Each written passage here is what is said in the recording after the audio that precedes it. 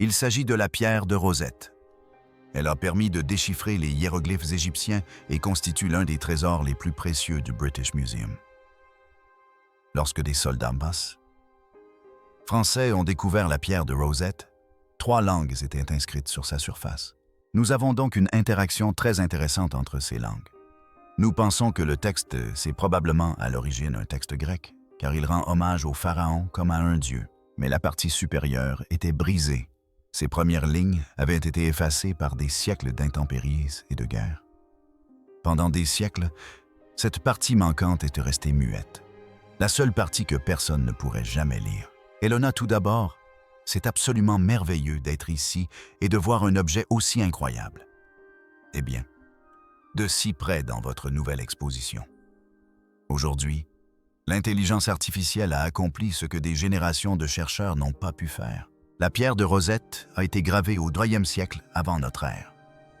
Elle a permis aux érudits modernes de traduire les hiéroglyphes égyptiens en déchiffrant des inscriptions peu visibles et en comparant des pierres similaires à travers l'Égypte. Elle a permis de reconstituer les origines perdues de l'Égypte.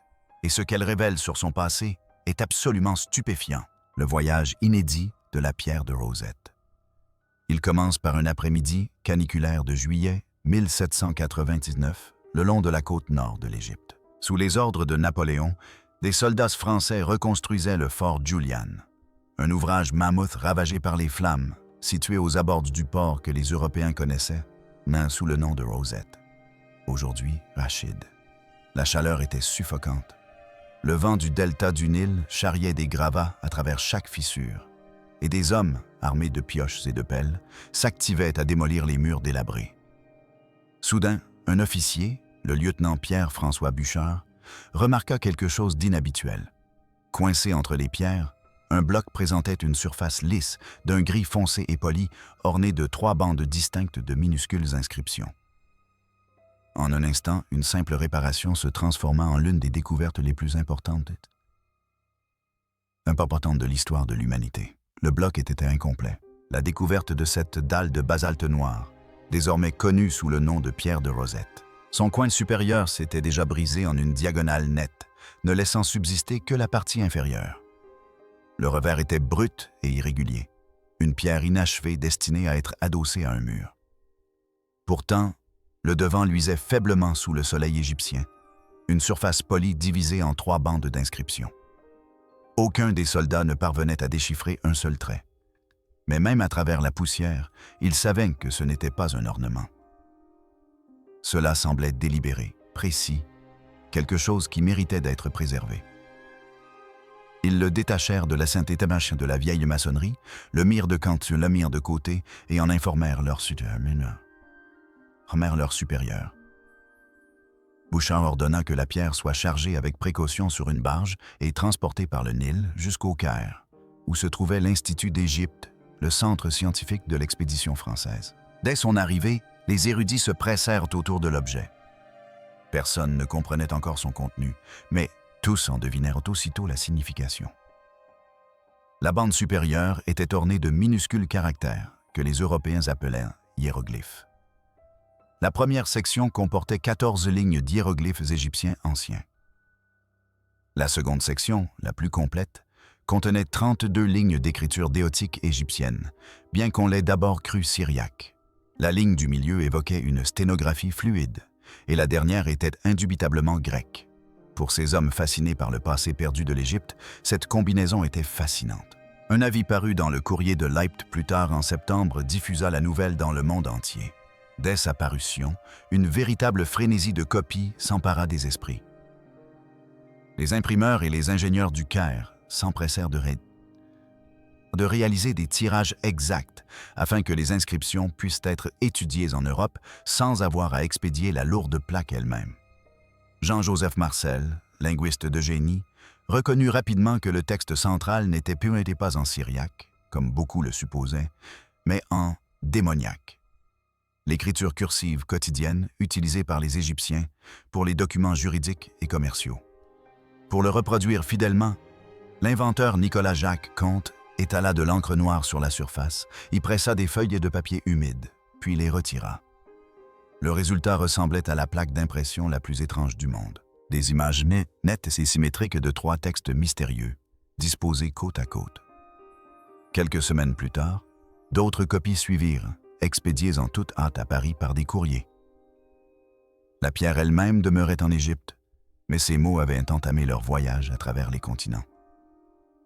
Tandis que les érudits, réalisant des estampes, la guerre qui les y avait conduits touchait à sa fin. Napoléon avait déjà regagné la France en août précédent, laissant son armée en plan. En mars 1801, les forces britanniques débarquèrent dans d'Abouir et commencèrent à repousser les troupes françaises épuisées vers Alexandrie. Lors de leur retraite, les Français emportèrent des caisses remplies de cartes, de dessins et d'antiquités, dont la dalle gris-noir du fort Gulen. Ils savaient exactement ce qu'ils transportaient. Lorsque la capitulation finale survint à la fin du mois d'août, l'artefact fut mentionné dans les accords de remise officiels. Suite à la capitulation d'Alexandrie, toutes les antiquités majeures rassemblées par les Français devaient être transférées aux Britanniques et à leurs alliés ottomans. Le 13 septembre 1801, le commandant britannique John Healy Hutchinson ordonna à l'érudit Edward Daniel Clark de se procurer la pierre et d'en copier l'inscription. La lettre, conservée aujourd'hui au British Museum, désigne Clark, W.R. Hamilton et le colonel Tompkins Hillgrove Turner comme les responsables de cette mission. Turner affirma plus tard l'avoir reçue directement du commandant français à Alexandrie, tandis que Clark déclara qu'un officier français les y avait discrètement conduits. Quelle que soit la vérité, le résultat était clair. La pierre de Rosette était désormais en route pour l'Angleterre. Turner l'escorta personnellement à bord du frigotile français Égyptienne, capturé, qui mit le cap sur la Grande-Bretagne. En février 1802, le navire arriva à Portsmouth, transportant la lourde dalle parmi son butin. Avant qu'un musée puisse l'exposer, Lord Hobart, secrétaire à la guerre, autorisa la Société des antiquaires de Londres à l'étudier. Le fragment exposé au British Museum fut découvert par des scientifiques français en 1799. Le 11 mars de cette année-là, dans une salle de réunion bondée, des érudits se rassemblèrent autour de la surface grise de la pierre, comme s'il s'agissait d'un oracle nouvellement apparu. En quelques mois, ils commandèrent des moulages en plâtre pour Oxford, Cambridge, Edinburgh et Trinity College Dublin, et imprimèrent des copies détaillées de l'inscription pour les diffuser. Ces décisions, consistant à la reproduire au lieu de la conserver précieusement, transformèrent un simple monument endommagé en un projet de recherche à l'échelle du continent. Fin 1802, la pierre fut officiellement transférée au British Museum. Elle y était restée presque sans interruption depuis lors, à l'exception d'une période exceptionnelle. La pierre de Rosette entra dans la collection du musée lors de sa découverte par Napoléon, lorsque celui-ci mena ses archéologues à l'invasion de l'Égypte. Durant la Première Guerre mondiale, alors que les raids aériens allemands menaçaient Londres, le personnel du musée a discrètement mis à l'abri sous terre des objets importants. De 1917 à 1919, la pierre de Rosette reposait à près de 15 mètres sous le niveau de la rue, dans un tunnel désaffecté de l'ancien métro postal près de Holborn. Le danger passé, il remonta sain et sauf. Aujourd'hui, si vous vous tenez devant lui, vous verrez 2 inscriptions blanches sur ses bords. L'une porte l'inscription « Capturé en Égypte par l'armée britannique, 1801 ».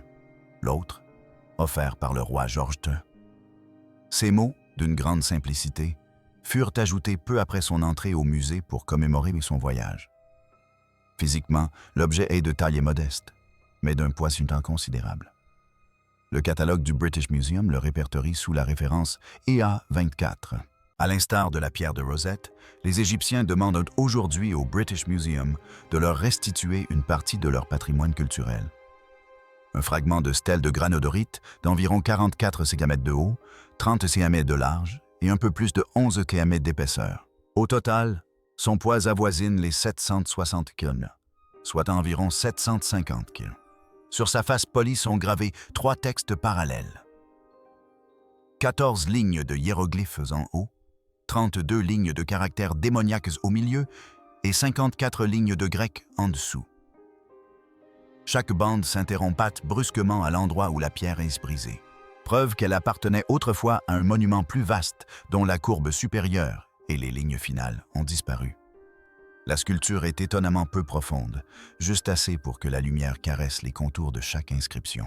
Pendant plus d'un siècle, les visiteurs ont cru que la pierre de Rosette était d'un noir profond. De vieilles photographies et des illustrations scolaires montrent une dalle sombre luisant sous la lumière du gaz. Cette couleur n'était pourtant qu'une illusion, fruit du temps et des manipulations dans les musées. Lorsque Canty et d'autres y avaient pressé des feuilles ancrées en Égypte, ils y avaient laissé des résidus d'encre d'imprimerie dans les sillons. Plus tard, le personnel du British Museum a saupoudré de craie blanche les lettres pour les faire ressortir, puis a recouvert la surface de cire de carnauba pour la protéger. Des décennies de manipulations humaines, à une époque où rien ne séparait les touristes de la pierre, ont ajouté des couches d'huile et de saleté. Au XXe siècle, elle ressemblait à de l'ébène poli. Cette image changea finalement en 1999, lorsque les conservateurs préparèrent l'œuvre pour l'exposition Cracking Codes. Ils dissolvirent soigneusement les anciennes couches de cire et de craie, révélant ainsi la véritable surface sous-jacente. Ce qui apparut stupéfia les commissaires d'exposition. Il ne s'agissait pas de basalte noir, mais de granodorite gris foncé, parsemé de minuscules cristaux et traversé d'une fine veine rose courant en diagonale dans le coin supérieur gauche. Ce nettoyage transforma la perception du public et offrit aux scientifiques leur première occasion précise d'étudier sa géologie. Pendant des années, les chercheurs avaient décrit ce matériau comme du basalte en raison de sa couleur. Après le nettoyage, des analyses minéralogiques approfondies prouvèrent le contraire. En comparant sa composition avec des milliers de saillies d'échantillons de roches égyptiennes prélevées par le géologue Dietrich Klemm et l'égyptologue Rosemary Klemm, les chercheurs ont pu retracer son origine jusqu'à une petite carrière de granodorite située à Gable Tinger, sur la rive ouest du Nil, près d'Assouan. La veine rose pâle visible à l'œil n'eût correspondre aux motifs caractéristiques des pierres de ce site. La connaissance de sa nature rocheuse explique également la qualité de sa fabrication. La diorite granodorite est extrêmement difficile à sculpter. Une frappe trop profonde provoque des éclats, une pression trop légère fait disparaître les traits. Les tailleurs de pierre qui ont réalisé le monument original ont poli sa surface jusqu'à obtenir un fini miroir. Puis, d'un base, les caractères furent si légèrement agrandis que la lumière du soleil, en les caressant, ferait resplendir le texte. À l'aube du 19e siècle, l'Europe n'était plus confrontée à un mystère enfoui dans le sable. La pierre elle-même trônait, exposée, entourée de répliques en plâtre et de copies sur papier disséminées dans les universités. 3 séries de caractères se déployaient à sa surface, défiant silencieusement les érudits de trouver leur lien. La course au déchiffrement avait commencé. La course pour percer le mystère de la pierre de Rosette. Lorsque celle-ci parvint en Europe, le plus difficile n'était plus de voir les lettres gravées, mais de savoir comment elles sonnaient. Les lignes gravées étaient là, nettes et lisibles sous une bonne lumière. Mais pendant près de 15 siècles, personne n'a su ce que signifiaient ces minuscules formes. Le dernier Égyptien connu à avoir écrit en hiéroglyphes avait gravé une courte ligne sur les murs du temple de Féli le 24 août 394. Après cela, le savoir s'est tout simplement évanoui. Les écoles ont fermé, les enseignants sont morts et la chaîne de la mémoire s'est rompue. Le démotique, cette écriture rapide et abrégée utilisée par les Égyptiens pour les contrats et les lettres, a persisté quelques décennies de plus. Mais à la fin du XX siècle, la langue écrite du Nil avait disparu. Cependant, le grec en bas de la stèle était parfaitement compréhensible pour les érudits. C'est pourquoi la disposition des 3 écritures était si importante. Elle plaçait la langue familière, le grec, juste à côté de 2 langues inconnues. Si le même décret s'appliquait aux 3, peut-être, qui sait, l'une pourrait-elle servir de guide pour les autres. Ce simple alignement a déclenché l'une des plus grandes courses au déchiffrement de l'histoire. De réels progrès ont commencé à Paris vers 1800. Les érudits ont rassemblé des copies des inscriptions de la stèle et ont commencé par la bande centrale, le démotique. Cela paraissait plus simple que les hiéroglyphes illustrés situés au-dessus, et il semblait probable que ces mots correspondent aux grecs en dessous. La première véritable avancée fut l'œuvre du linguiste français Antoine Isaac Sylvestre Dessy et de son étudiant suédois Jan David Åkerblad. Ils ont estimé que les noms propres se démarqueraient des noms comme Tammy, Alexandria et Bones, car ceux-ci seraient copiés presque à l'identique d'une langue à l'autre. Åkerblad passa des mois à rechercher, dans les versets démoniaques, des groupes de signes récurrents susceptibles de correspondre au nom du texte grec. Il dressa même un tableau de valeurs phonétiques, son propre alphabet, et, à sa grande surprise, nombre d'entre elles s'avérèrent exactes. Mais il finit par se heurter à un obstacle. Le déotique n'était pas un alphabet aussi simple que le grec ou le latin. Certains signes représentaient des sons isolés, d'autres des mots ou des idées entières. Un même signe pouvait désigner un son dans un contexte et un concept dans un autre. Cette complexité a déconcerté Åkerblad. Pourtant, son succès partiel a révélé une vérité inestimable. Les Égyptiens avaient bel et bien transcrit les noms phonétiquement. Cela signifiait que leur écriture, au moins en partie, pouvait enregistrer des sons et pas seulement des images. Quelques années plus tard, un génie anglais du nom de Thomas Young a approfondi cette idée. Entre 1814 et 1819, il porta son attention sur les anneaux ovales qui encadrent les noms royaux dans l'art égyptien. Cartes. Chaque cartouche portait le nom d'un pharaon. S'il parvenait à faire correspondre le nom grec orthographié avec celui inscrit dans ces ovales, il pourrait enfin percer le mystère. Sur la pierre de Rosette, une cartouche répétait clairement une série de signes qui semblaient épeler le mot « Toyos ». Young fit le lien. Ces mêmes formes apparaissaient également dans le texte démoniaque, avec une légère différence d'orthographe. C'était la preuve qu'il lui fallait. Les hiéroglyphes pouvaient représenter des sons autant que des idées. Les travaux de Young ont ouvert la voie, mais un autre homme allait la franchir définitivement. Il s'appelait Jean-François Champollion, un enfant prodige du sud de la France, fasciné par l'Égypte depuis son enfance. Personne, sauf un brillant jeune linguiste français, Jean-François Champollion. Il n'avait que 9 ans lorsque la pierre de Rosette a été découverte. En 1822, il eut accès aux dessins d'un obélisque provenant de l'île de Philæ. Son inscription grecque mentionnait Tammy et Cléopâtre. Sa face égyptienne portait des cartes correspondantes. En les alignant lettre par lettre, Champollion put déterminer quel hiéroglyphe correspondait à quel son. Il combla les lacunes qui avaient déconcerté les jeunes chercheurs, ajouta de nouvelles lettres et montra que les mêmes signes utilisés pour les noms étrangers apparaissaient également dans les noms égyptiens plus anciens. Cette découverte marqua un tournant décisif. Le 27 septembre 1822, Champollion adressa une longue lettre à Bon-Joseph Dié, secrétaire de l'Académie française. Il y exposait l'ensemble du système, démontrant que les signes fonctionnaient non seulement comme des symboles, mais aussi comme un code complexe de sons, de syllabes et de significations. Après près de 1500 ans de silence, l'écriture égyptienne pouvait de nouveau être déchiffrée. Pour saisir l'ampleur de son œuvre, il est utile de comprendre le fonctionnement concret du système. Les hiéroglyphes ne sont pas de simples images.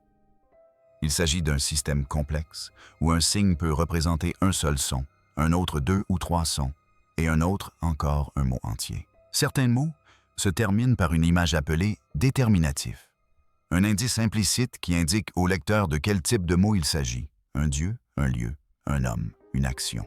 Champollion utilisa les noms royaux comme pointe de repère, et le copte, langue égyptienne plus tardive encore employée dans les églises égyptiennes, comme guide phonétique.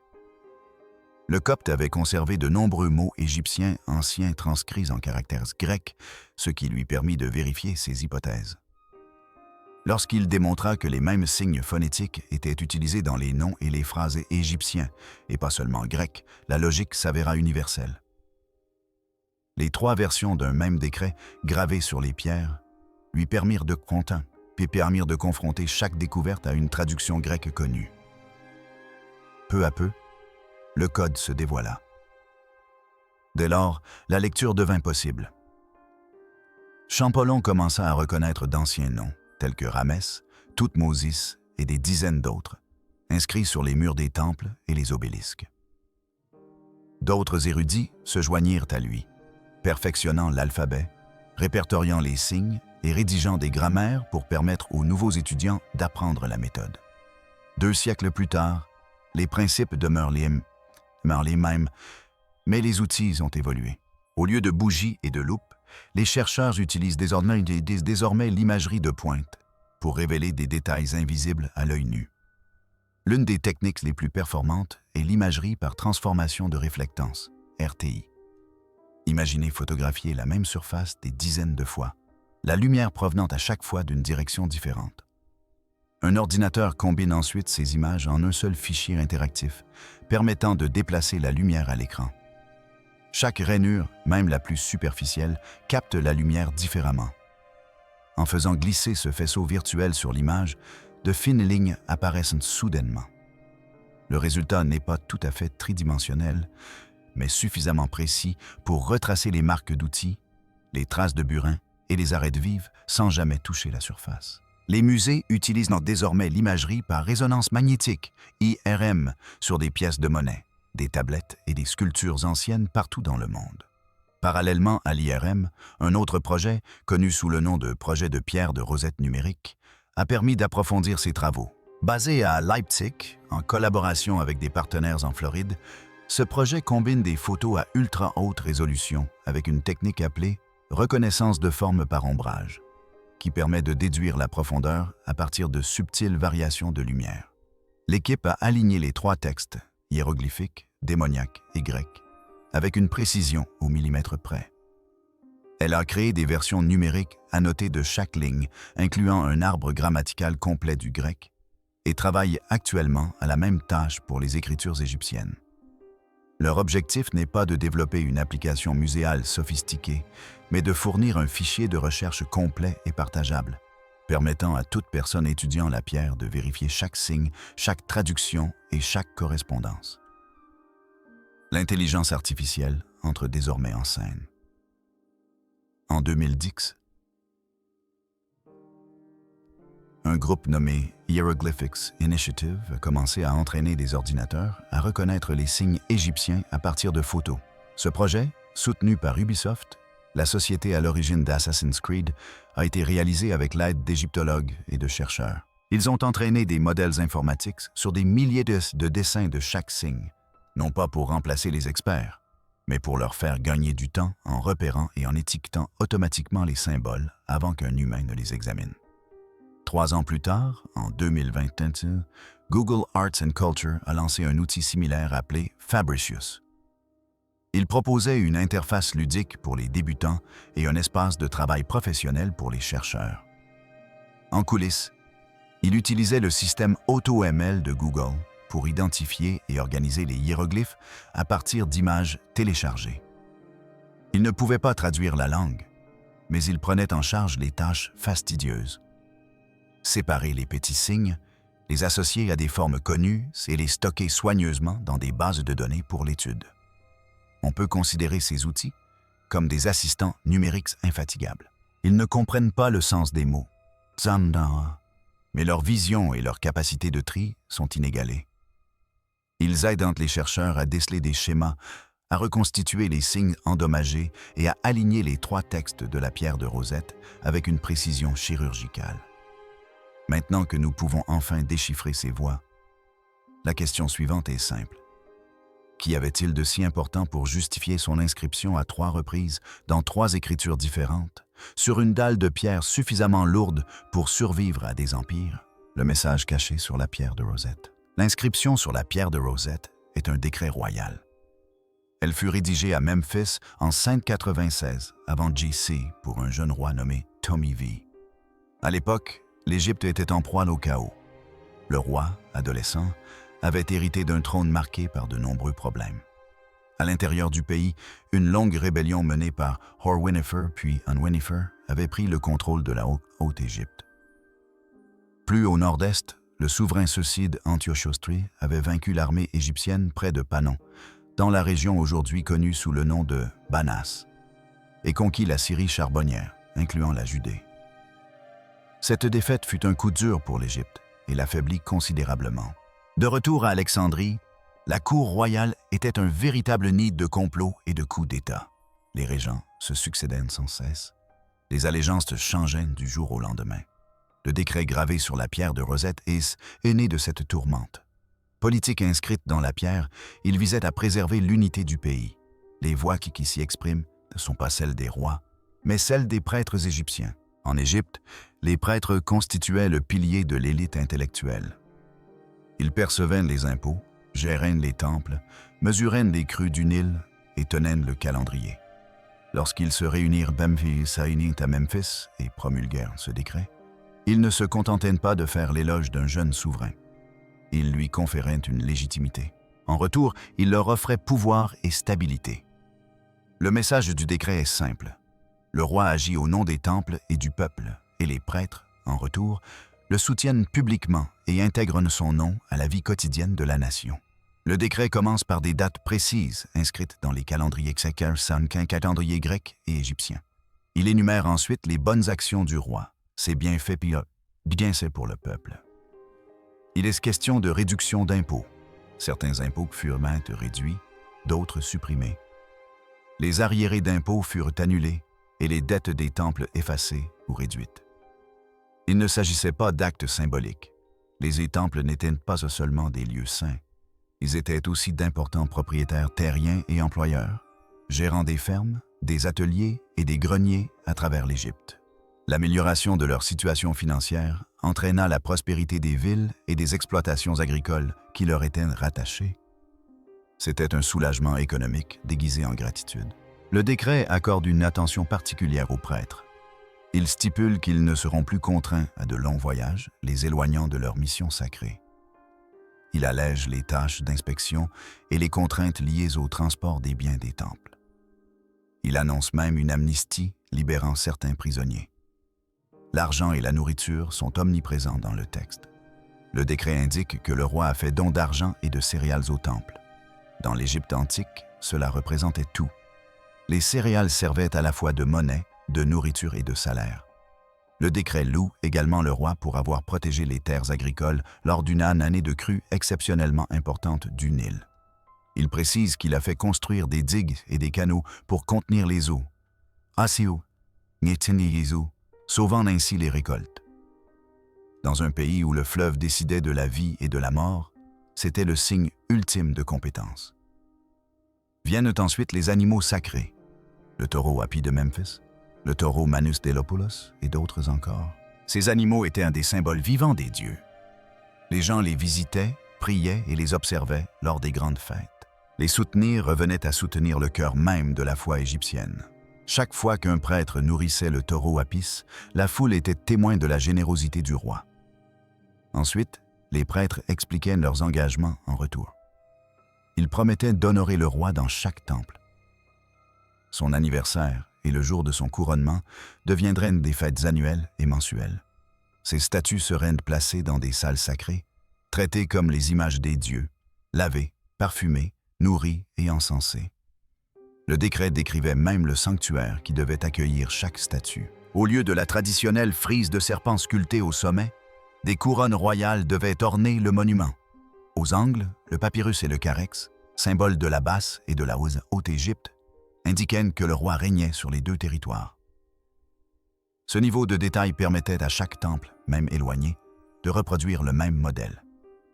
Chaque prêtre, en lisant le décret, savait précisément comment honorer le roi par la pierre, la prière et la cérémonie. Le décret donnait ensuite l'ordre le plus clair. Chaque temple devait afficher une copie de ce texte en 3 écritures différentes. L'une était destinée aux dieux, l'autre au peuple et la dernière au gouvernement. C'est pourquoi nous possédons encore aujourd'hui des copies, notamment la pierre de Rosette elle-même, ainsi que d'autres gravées sur les murs du temple de Féli et sur une tablette de calcaire découverte près de Damonhour, appelée le style de Nubaira. La copie de la pierre de Rosette est endommagée, mais ces autres versions ont permis de compléter les informations manquantes. Sur les murs du temple de Féli, 2 décrets ultérieurs, datant des Dix 9 et 21 et années du règne du roi, reprennent en grande partie le même contenu. La nouvelle version Byers-Staley ajoute de longs passages de textes hiéroglyphiques perdus sur la pierre de Rosette. En comparant ligne par ligne toutes ces copies, les chercheurs ont constaté que la plupart des parties manquantes pouvaient être reconstituées presque parfaitement. Les versions ultérieures adaptent les détails à leur époque, remplaçant une victoire par une autre, actualisant les événements, mais la structure et le sens restent inchangés. Ces inscriptions plus tardives montrent également que le décret était un document évolutif. Il n'était pas figé dans le temps. Chaque nouvelle version s'adaptait aux réalités locales. Au sud, à Philly, de nouvelles lignes furent ajoutées concernant la capture des voleurs lorsque la Haute-Égypte serait de nouveau sous contrôle royal. Au nord, l'accent était mis sur la fin du siège et la reprise du commerce.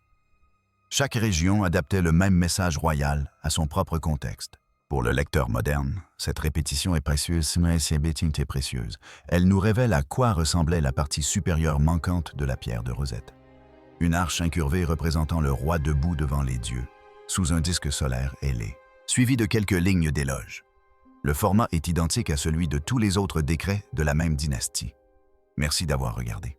Découvrez maintenant d'autres histoires incroyables dans les vidéos qui s'affichent à l'écran.